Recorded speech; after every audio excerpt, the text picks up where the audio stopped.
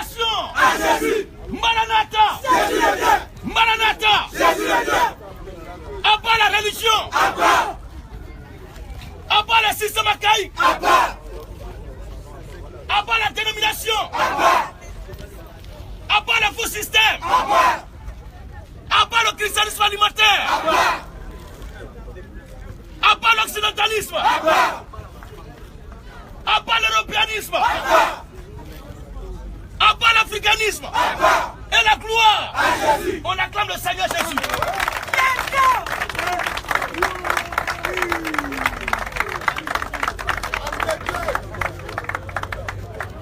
Je tiens à présenter nos excuses à tous nos amis et auditeurs qui étaient en ligne, à qui on avait donné rendez-vous depuis 16 heures. Actuellement habité sous la pluie. Et la pluie a fait qu'on n'a pas respecté l'heure. Tout compte fait, nous sommes là maintenant. Amen. Je tiens à saluer tous ceux qui sont là. Nous ne sommes pas venus faire parler avec qui que ce soit, mais nous sommes venus juste pour échanger selon la Bible.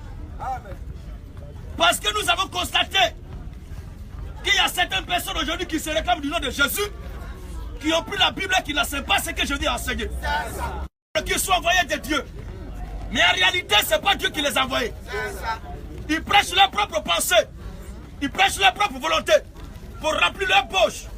Et le peuple est devenu misérable. C'est le pasteur et sa femme qui grossissent dans l'église. Et les fidèles sont devenus misérables. Alors nous sommes là pour juste apporter notre point de vue au plan public. On m'a dit qu'il y a des questions sur la liste. Mais avant de répondre à ces questions, permettez que j'apporte un éclairage sur un point. Parce qu'il y a des gens qui racontent ça et là.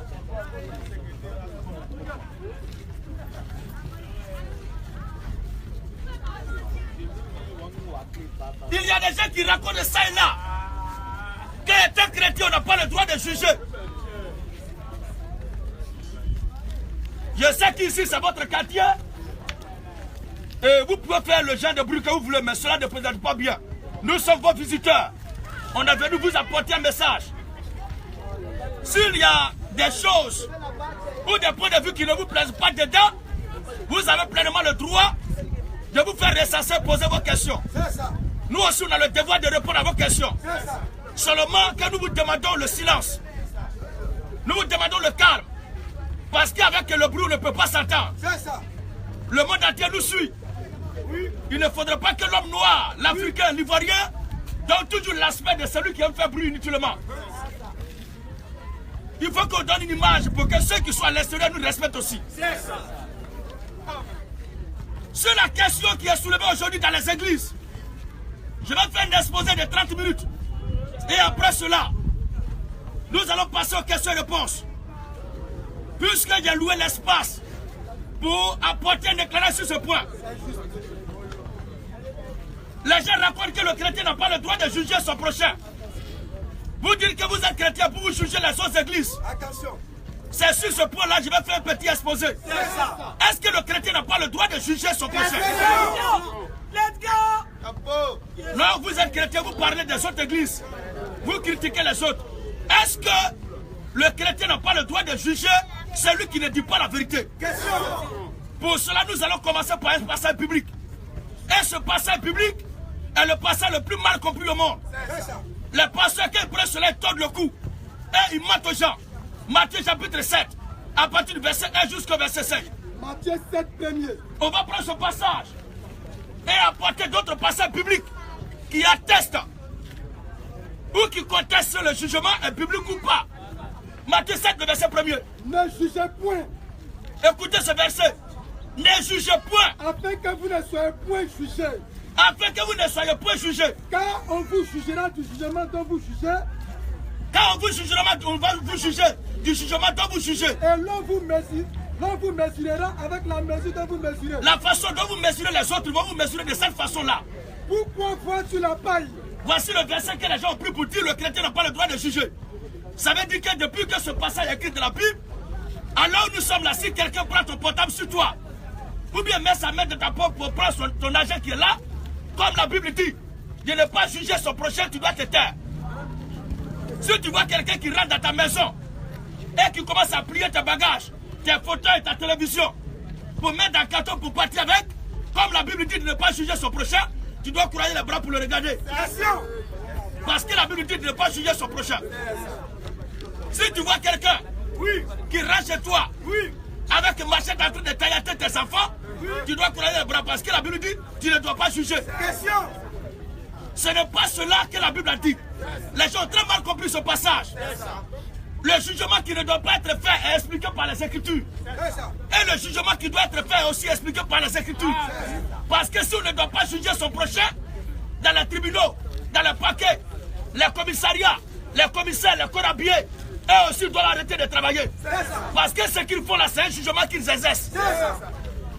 Dans les tribunaux, il y a les juges qui sont établis pour juger les affaires, pour juger les différends. Les corps habillés sont là pour appréhender les voleurs. C'est une forme de jugement qu'ils exercent. Et même aussi dans le domaine de la parole de Dieu. Un homme qui dit qu'il est chrétien, ou bien pasteur qui ne sait pas ce que la Bible dit, l'Écriture demande de le juger. On va lire Matthieu, Jean chapitre 7, le verset 24. Jean 7, 24. Rapidement. Ne jugez pas. Ne jugez pas. Selon l'apparence. Comme vous m'avez vu, il a porté veste. Avec les chaussures, il a dit, oh, on dirait ce monsieur-là, c'est un milliardaire. Ça, c'est un faux jugement. Parce que vous ne savez pas si je suis bien habillé, je suis un faux type, ou bien je suis un bon type. Je suis voleur, ou bien je ne suis pas voleur. Mais ça, c'est le jugement selon l'apparence. Vous avez porté le cœur, ou bien avec quelque chose, il va dire, oh, on dirait ce quartier-là, c'est le quartier des pauvres. Ça, c'est un faux jugement. Parce que le fait de porter le cœur tapette avec le short ne veut pas dire que vous êtes pauvre. Le fait qu'il y a porté veste ne veut pas dire que je suis milliardaire. Parce qu'on peut être bien habillé et puis être un faux type. On peut être mal habillé aussi et puis être un faux type. On peut être bien habillé et puis être un bon type aussi. Comme être mal habillé et puis être un bon type. Mais le jugement selon Dieu, que l'Écriture a demandé de faire, le jugement selon la justice, c'est de juger l'individu sur les faits. Si tu vois quelqu'un qui a volé, tu dois l'appeler voleur. Si tu vois quelqu'un qui a volé, tu dois l'appeler voleur. Regardez ce que l'Écriture dit. Ne jugez pas selon l'apparence. Ne jugez pas selon l'apparence. Mais jugez selon la justice. Mais jugez selon la justice. Oui. Romains 1, verset 15. La Bible dit de juger selon la justice. Mais qu'est-ce que c'est la justice de Dieu? Question. Ainsi. Qu'est-ce que c'est la justice de Dieu? Question. Oui, frère. Ainsi. Ainsi. C'est un vif désir. Comme je vous l'avais dit, quand aujourd'hui il y allait faire un exposé sur le jugement selon la Bible que le chrétien doit exercer, cela n'a rien à voir avec recevez. Vous êtes là, si vous n'avez pas encore reçu quelque chose de la vie, ce n'est pas en disant recevez que vous allez tomber ici. Celui qui tombe actuellement, c'est que tu es possédé par le diable. Comme les gens qui vont à l'église, les gens qui prient Dieu, quelqu'un enlève sa veste, il dit recevez, vous tombez. Vous recevez quoi? Nous ne sommes pas là pour faire tomber les gens en transe. Un pasteur qui fait tomber les gens en transe, c'est un pasteur de Satan. Il tente sa main comme ça, puis les gens... Ça, c'est un esprit de mort. C'est pas le Saint-Esprit. La Bible dit de juger selon la justice. Oui, frère. Ainsi. C'est un vif désir. J'ai un vif désir. De vous annoncer aussi l'évangile. De vous annoncer aussi l'évangile. À vous qui êtes à Rome. À vous qui êtes à Rome. Car je n'ai point honte de l'évangile. Je n'ai point honte de l'évangile. C'est une puissance de Dieu. L'évangile est une puissance de Dieu. Pour le salut de quiconque croit. Pour le salut de quiconque croit. Du juif premièrement. Puis du grec. Maintenant l'écriture dit quoi? Parce qu'en lui. Parce que c'est dans l'évangile là. Révéler la justice de Dieu. C'est l'évangile qui met en exergue. C'est l'évangile qui met en vigueur. C'est l'évangile qui expose. C'est l'évangile qui exerce la justice de Dieu. Par la foi. Par la foi. Et pour la foi. Donc c'est l'évangile qui est la justice de Dieu. Et celui qui doit juger son prochain, son semblable, étant chrétien, d'après les Écritures, doit s'appuyer sur l'évangile pour juger son semblable. C'est ce que la Bible a dit. Continue encore. Parce qu'en lui. Un autre passage maintenant. Somme 89, 13 à 14. Somme 89, 13 à 14 dit quoi? Tu as créé le nord et le midi. Écoutez ce que la Bible dit. À tous ces pasteurs qui enseignent que le chrétien n'a pas le droit de juger son prochain.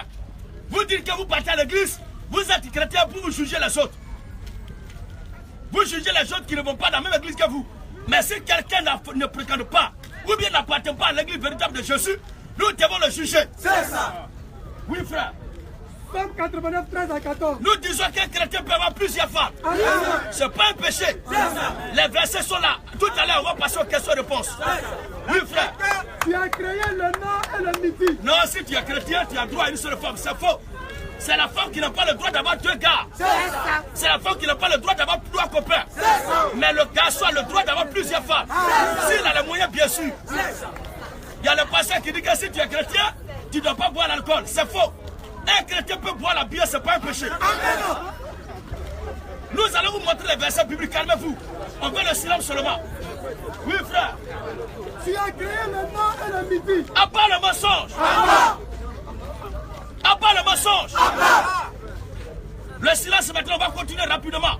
Oui, frère. Somme 89, 13 à 14. Somme 89, 13 à 14, dis quoi? Tu as créé le nord et le midi. Tu as créé le nord et le midi. Le tabac et l'armement Le tabac et l'hermant. se réjouissent en ton nom. Vas-y, frère. Ton bras est puissant. La Bible dit quoi? Le bras de l'Éternel est puissant. Ta main forte. Ta main est forte. Ta droite élevée. Ta droite est élevée. La justice La justice. et l'équité sont la base de ton trône. La Bible dit le trône de Dieu m'assis sur la base. C'est-à-dire la base du trône de Dieu, c'est la justice et l'équité. Qui parle de l'équité parle du jugement. Donc le bon Dieu lui m'assis sur le jugement. Sans le jugement, Dieu ne peut pas être Dieu. Le jugement peut partir des principes de Dieu. Mais Dieu ne peut pas descendre sur la terre des hommes pour juger au milieu des hommes. C'est pourquoi il communique cette sagesse de juger les gens à ses serviteurs. Oui. Somme 19. Somme 19. 8 à 10. 8 à 10, c'est quoi? La loi de l'Éternel est parfaite. La loi de l'Éternel est parfaite. Elle restaure l'âme. Elle restaure l'âme. Le témoignage de l'Éternel est véritable. Le témoignage de l'Éternel est véritable. Il rend sage l'ignorant. La Bible dit quoi? L'Éternel rend sage l'ignorant. Les ordonnances de l'Éternel sont droites. Les ordonnances de l'Éternel sont droites. Elles réjouissent le cœur.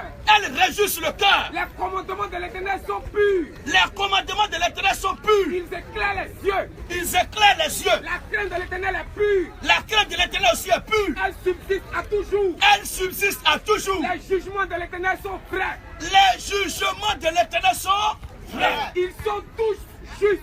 Donc le jugement lui-même vient de Dieu. Alors l'homme créé à l'image de Dieu doit être en mesure de juger. Nous continuons. Proverbe 16, 10. Proverbe 16 dit quoi? Des oracles sont sur les lèvres du roi. Une communauté où les gens ne portent pas chaussures n'est pas de la vérité. Les gens qui ne portent pas chaussures pour aller prier. Des gens qui ne portent pas chaussures pour aller prier. Est-ce qu'un chrétien n'a pas le droit de porter chaussures? S'il vous plaît les camarades, ce que je suis en train de dire, je suis dans votre quartier. Je ne peux pas fuir. Posez les questions et vous aurez les réponses bibliques. Alors, vas-y. Proverbe 16, 10. Proverbe 16, 10. Des oracles sont sur les lèvres du roi. Tes oracles sont sur les lèvres du roi. Sa bouche ne doit pas être infidèle quand il juge. La Bible dit quoi? La bouche du roi ne doit pas être infidèle lorsqu'il juge. Donc le roi a le droit de juger. Vous-même dans vos églises, vous parlez du roi Salomon. Mais si le jugement est péché, c'est que Salomon est l'homme du péché. Puisque la renommée de Salomon s'est accrue à cause des sages jugements qu'il rendait. Si le jugement est un péché, à quoi est-ce que Salomon devenait sage alors? Nous continuons la prédication. Proverbe 24, 23. Proverbe 24, verset 23 dit quoi? Voici encore Voici encore. ce qui vient des sages. Voici encore ce qui vient des sages, pas des fous, pas des insensés. Mais qu'est-ce qui vient des sages? Il n'est pas bon Il n'est pas bon dans le jugement dans les jugements. d'avoir égard aux personnes. Donc les sages ils doivent rendre jugement, ils doivent rendre justice, ils doivent exercer le jugement, mais dans la légalité. Ils ne doivent pas avoir du népotisme, de l'égalité dans leur jugement qu'ils rendent. Voici ce que la Bible dit. Oui frère. Zacharie 8, Maintenant, voici Dieu qui appelle son peuple à faire quelque chose. Zacharie 8. verset 16.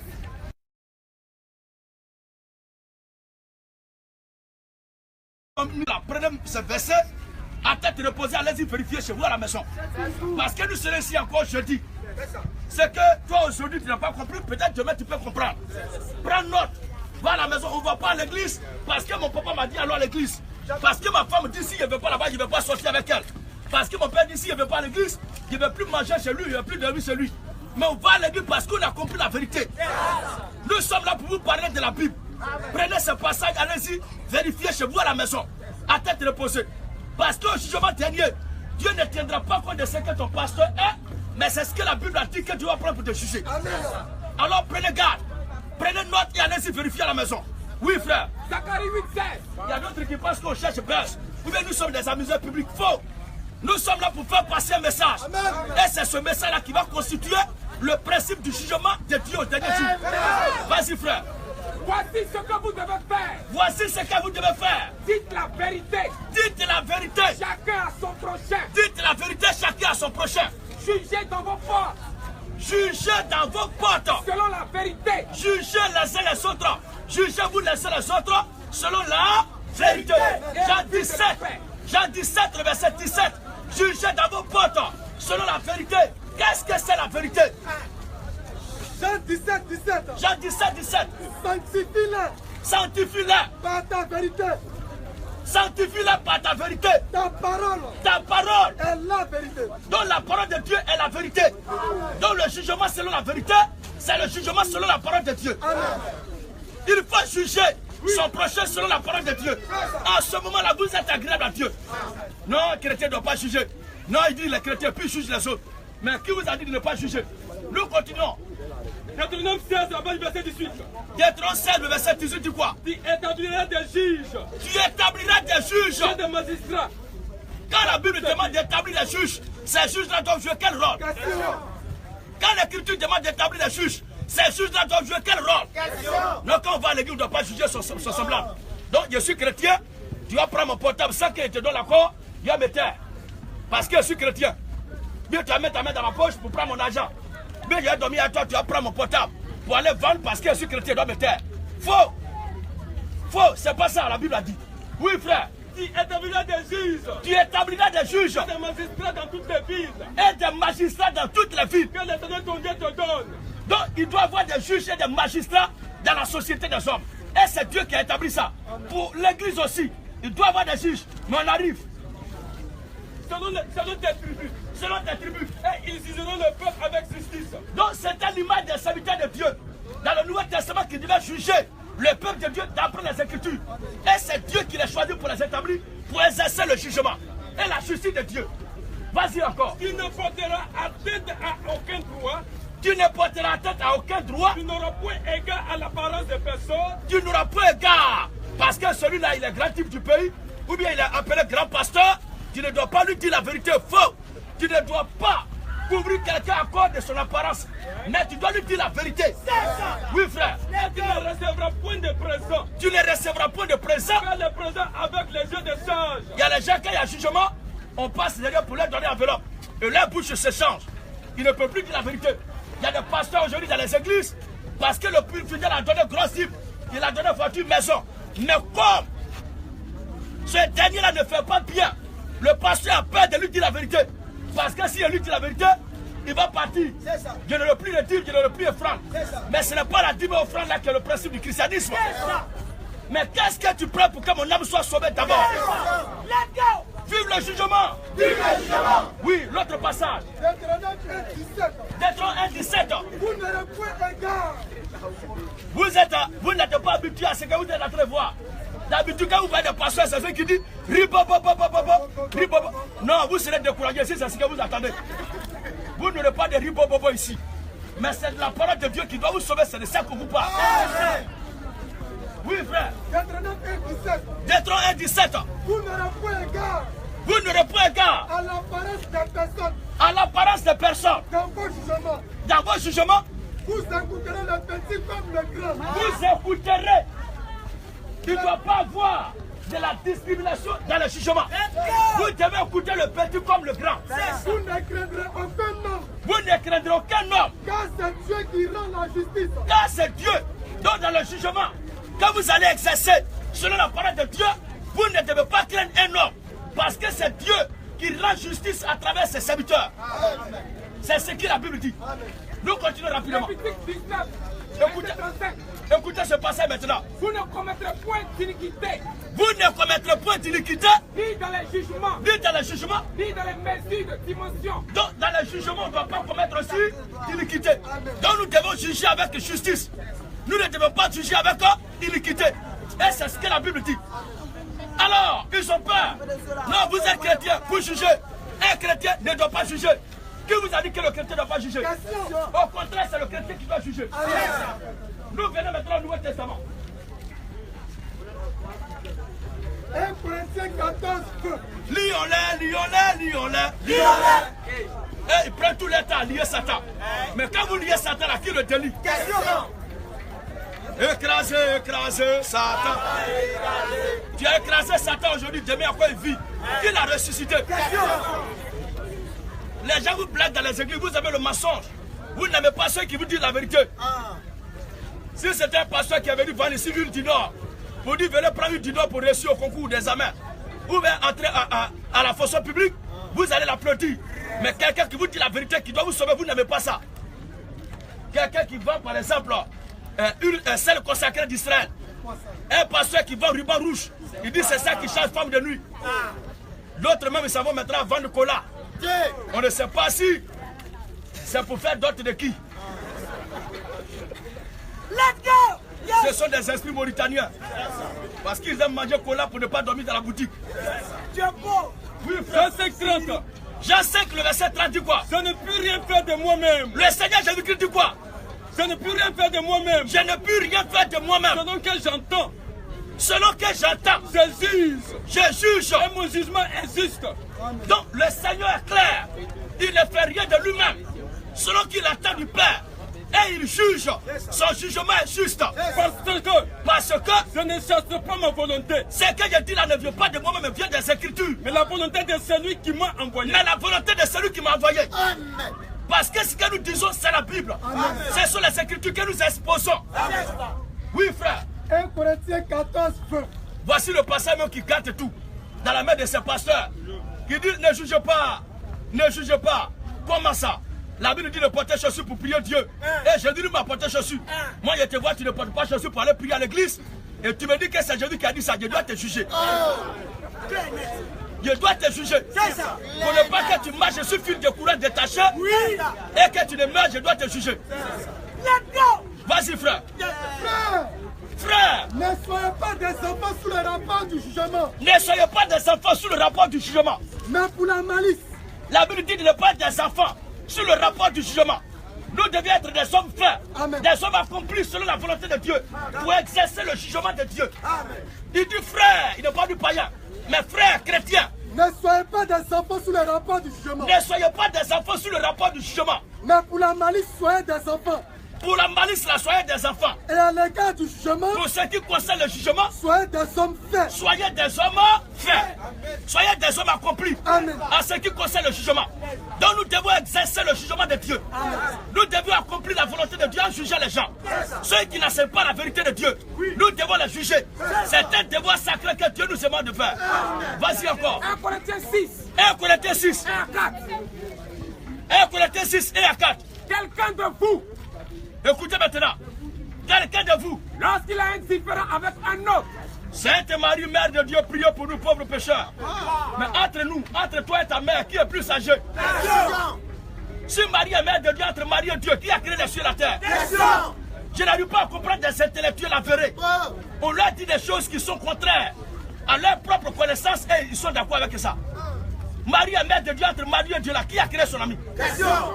Est-ce que toi tu peux mettre de la maman au monde? Les gens vous blaguent, vous pensez que ce sont des croyants. Oui, frère. Quelqu'un de vous. Quelqu'un de vous. Lorsqu'il a un différend avec un autre. Lorsqu'il a un différend avec un autre. Ose-t-il plaider devant les injustes? Ose-t-il plaider devant les injustes? Et non devant les saints. Et non devant les saints. Ne savez-vous pas? Ne savez-vous pas? Que les saints jugeront le monde. Que les saints jugeront le monde. Et si c'est pas vous que le monde est jugé. Si c'est pas vous les saints que le monde est jugé. Êtes-vous indigne? Donc nous les saints, c'est nous qui devons juger le monde. Amen. Reprends encore le verset. Ne savez-vous pas? Ne savez-vous pas? Que les saints jugeront le monde. Que les saints jugeront le monde. Et si c'est pas vous? Et si c'est par vous? Que le monde est jugé. Que le monde est jugé. Êtes-vous indigne? Êtes-vous indigne? De rendre les moindres jugements. Donc le monde de lui-même doit être jugé par nous les chrétiens. Continuez un peu. Ne savez-vous pas que? À vous qui dites par-ci et par-là que le chrétien ne doit pas juger. La Bible pose la question. Ne savez-vous pas que nous jugerons les anges? Que c'est nous qui allons juger les anges. C'est nous qui devons juger les anges. Les anges eux-mêmes là, c'est nous qui devons les juger. C'est ce que la Bible vient de dire. Les gens disent de ne pas juger. Le jugement que nous exerçons dépasse même le cadre des humains. Ça va jusqu'au niveau des anges. Les anges des juges, c'est nous qui devons les juger. Continuons, frère. Et nous ne jugerons pas. Et nous ne jugerons pas. À plus forte raison. À plus forte raison. Les choses de cette vie. Les choses de cette vie. Quand donc vous avez des différends. C'est bon, frère.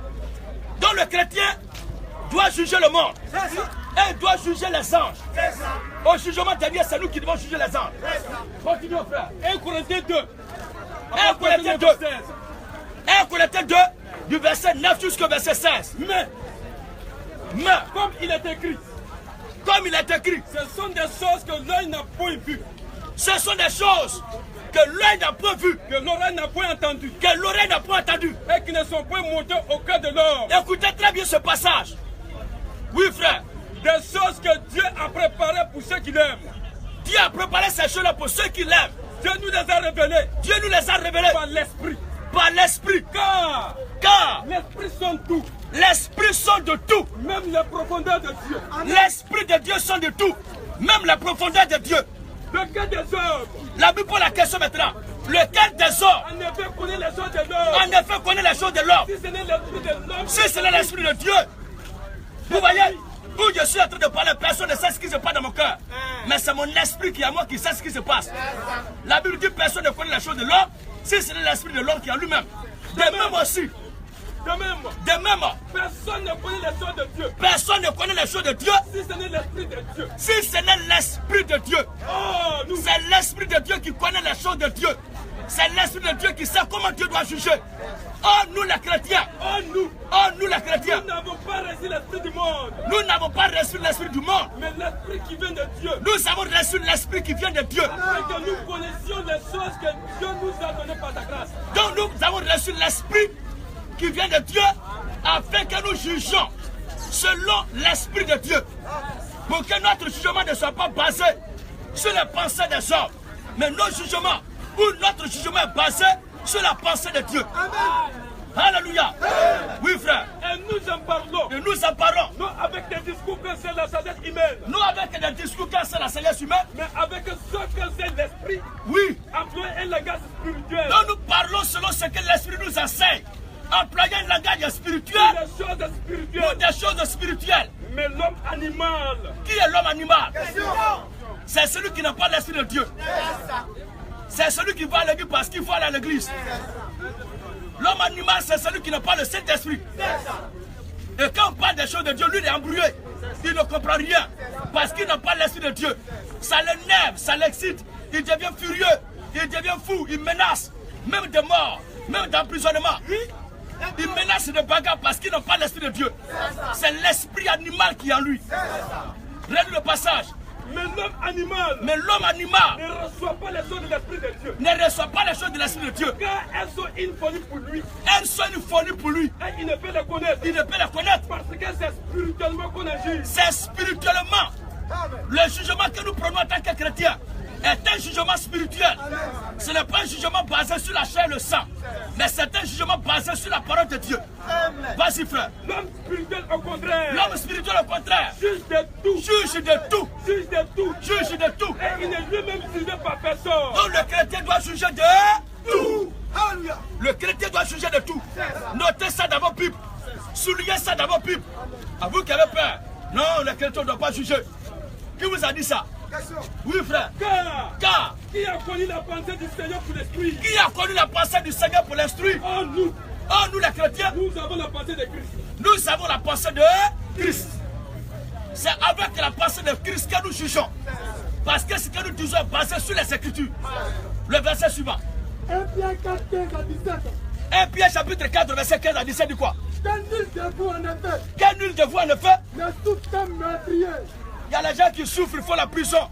Parce que ce sont des meurtriers. Ou voleurs. Parce que ce sont des voleurs, des brigands. Ou malfaiteurs. Ou des bandits, des voyous. Ou comme des marmailleurs. d'autrui. Ils s'immiscent dans les affaires du monde. Ils sont devenus des hommes politiques. Alors qu'ils disent qu'ils sont pasteurs, ils sont chrétiens, ils sont champions d'escroquerie.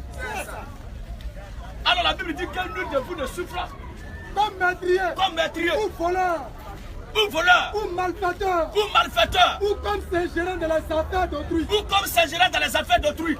Mais si quelqu'un souffre comme chrétien, qu'il n'en a point honte. Il ne doit pas avoir honte de souffrir comme étant un chrétien qui souffre. Oui, frère. Et que plutôt, il glorifie Dieu à cause de ce nom. Il doit glorifier Dieu à cause de ce nom de chrétien. Car c'est le moment où le jugement va commencer par la maison de Dieu. Il ne pas dit autre chose, mais le jugement doit commencer par la maison de Dieu. Alors si le jugement de Dieu doit commencer par la maison de Dieu, qui doit juger?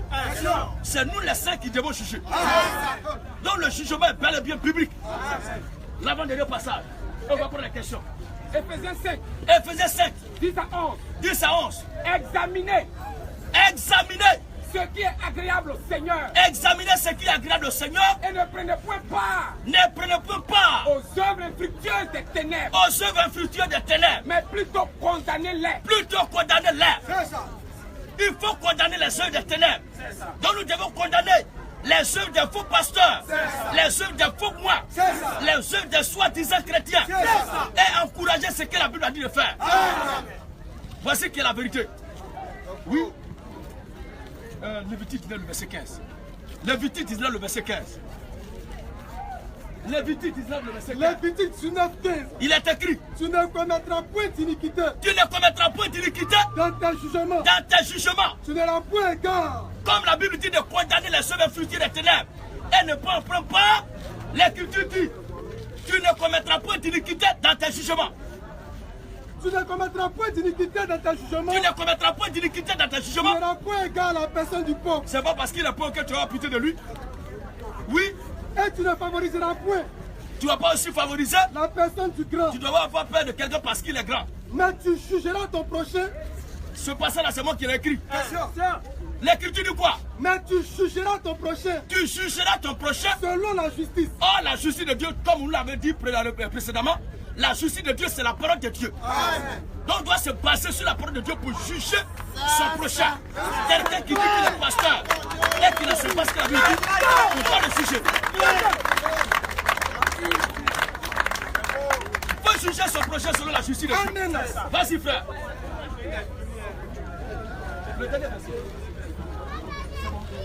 Alors, l'écriture est formelle.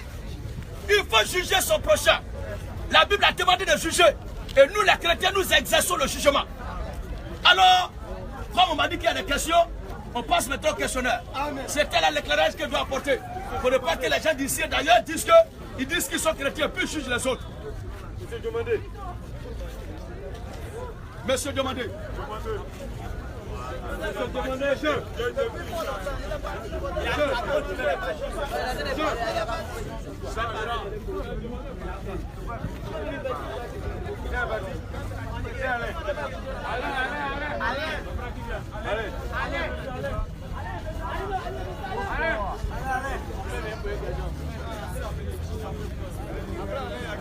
Après, allez, il y a Grégoire.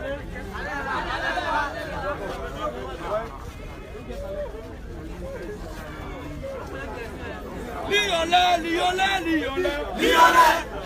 Tous ceux qui font lier Satan, vous êtes dans la confusion totale. Oui, Alilo, vous avez la parole.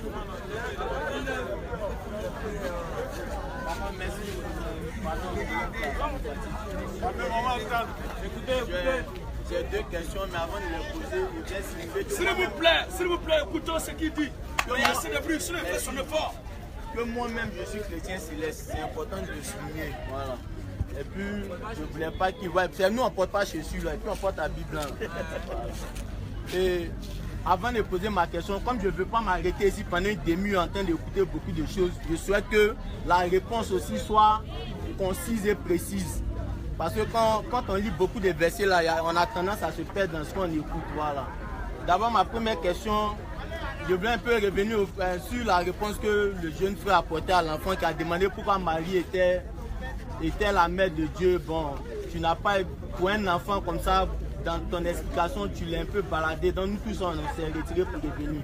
Moi, ma question est celle-là. Ma première question. Je pense et je crois, s'il vous plaît, je pense et je crois que la Bible que nous lisons parle de Genèse à Apocalypse. Si c'est faux, je souhaite être éclairé là-dessus. Parce que je ne souhaiterais pas que les seules réponses que vous allez me donner viennent seulement de l'Ancien, du Nouveau Testament plutôt. Et j'ai un verset que je voulais lire. Et puis en même temps poser ma question. Ce verset-là se trouve dans Job 33, à partir du verset 14. La Bible dit, Dieu parle cependant tantôt d'une manière, tantôt d'une autre. Et l'on n'y prend point garde. Il parle par des songes, par des visions nocturnes, quand les hommes sont livrés à un profond sommeil, quand ils sont endormis sur leur couche. Est-ce à dire, au vu de tout ce que vous prenez maintenant, que l'enseignement que le peuple d'Israël a eu dans le désert, aujourd'hui n'est plus valable, ou que l'Ancien Testament ne doit plus être considéré comme faisant partie de la parole de Dieu? C'est ma première question. Parce que moi, étant chrétien céleste, la Bible que je lis commence de Genèse à Apocalypse, ça c'est un. Et je souhaite aussi que votre éclairage sur ce côté-là, les versets que vous allez utiliser aussi, viennent beaucoup aussi de l'Ancien Testament, puis l'Ancien Testament également la Bible.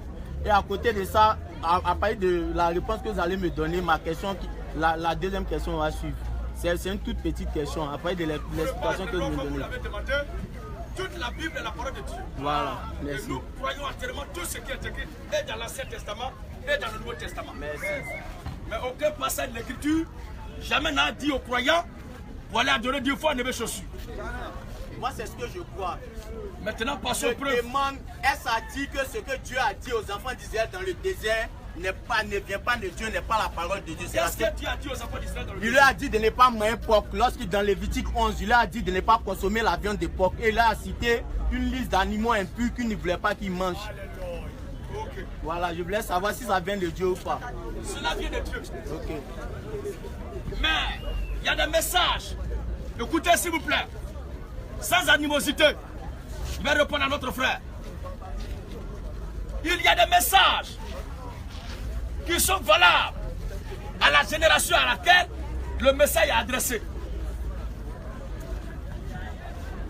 Comme le pouvoir change aussi, et l'état change. S'il vous plaît.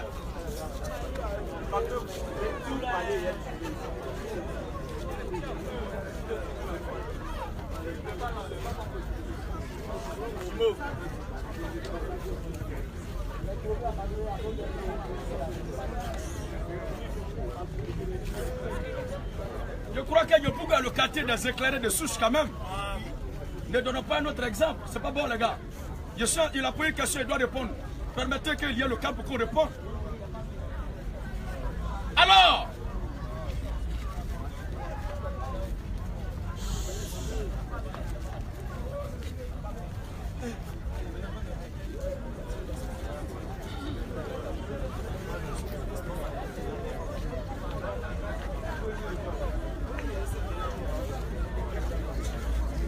ok. Je reprends encore. L'Ancien et le Nouveau Testament vient de Dieu. Mais il y a quelque chose d'important qu'il faut retenir. Que chaque message que Dieu donne est valable à la génération, au peuple auquel le message s'adresse. Où nous sommes actuellement là. Vous et moi, Dieu ne peut pas nous juger sur la base de ce qu'il a dit à Adam en Éden. Vous dites, tu mangeras, il va venir à Yopougo ici, il va vous dire, population de Yopougo, vous mangerez de tous les arbres du jardin, mais quand à l'arbre qui est au milieu du jardin, vous n'en mangerez pas, vous ne toucherez pas. Parce que s'il a dit ça, moi Dieu m'a dit ça, il peut dire une question. Jardin de Dieu là, c'est où et puis ce table là, c'est tout. Ça c'est la première question que je vais lui poser. Parce qu'il ne se pas en Éden pour être concerné par ce message-là. Deuxièmement, Dieu ne peut pas aujourd'hui me dire, comme il a dit au temps de Noé, j'ai fait un bateau, montez dans le bateau, préparez Romains chapitre 3, à partir du verset 18 jusqu'au verset 23. Amen. Comme au temps de Noé, j'ai fait le bateau, à travers mon serviteur Noé, j'ai demandé à la population de monter dedans. Ils ne vont pas me demander, j'ai dit, est-ce que tu es monté dans le bateau de Noé? Il a dit, mais pas, le bateau de Noé là, c'est tout. Qui est Noé? Parce que Noé ne me connaît pas. Moi aussi, je ne le connais non plus. Dieu va venir me dire, toi j'ai dit, quand il a dit à mon peuple de sortir de l'Égypte pour aller à Canaan et de marcher selon mes commandements.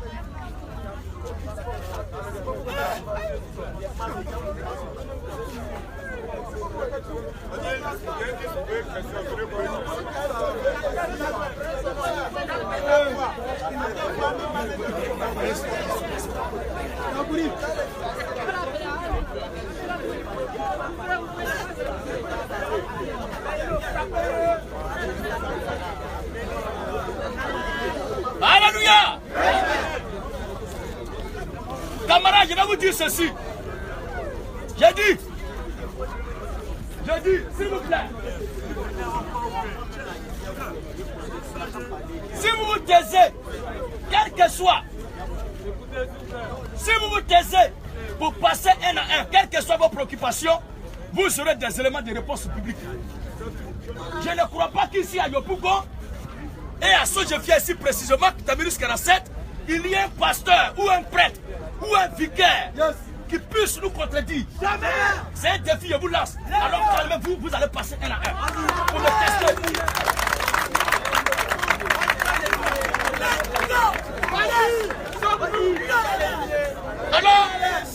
Alors venez relever le défi. Venez relever le défi, calmez-vous.